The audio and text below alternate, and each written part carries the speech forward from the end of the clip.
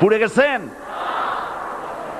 নমরুদ তার প্রাসাদের ছাদে বসে ইব্রাহিম আলাইহিস সালামের পোড়া দৃশ্য দেখে আনন্দ করবে, আগুনের দিকে তাকায় দেখে ইব্রাহিম আরামে বসে আছেন।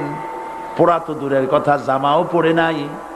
ও ডাক দিয়া বলে, রে আগুন, গোটা জাতি নিয়ে তোর পূজা করলাম, আমার দুশ্মন কেন জ্বালাইতে পারিস না? তোর জ্বালানো শক্তি কি নষ্ট হয়ে গেছে নাকি?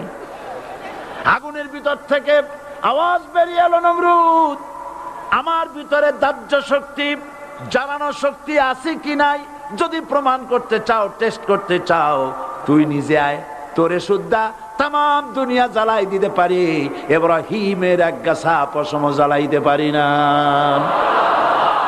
বিশ্বকবি আল্লামা ইকবাল কি সুন্দর করে বলেছেন, আজ ভি হো জুবিরা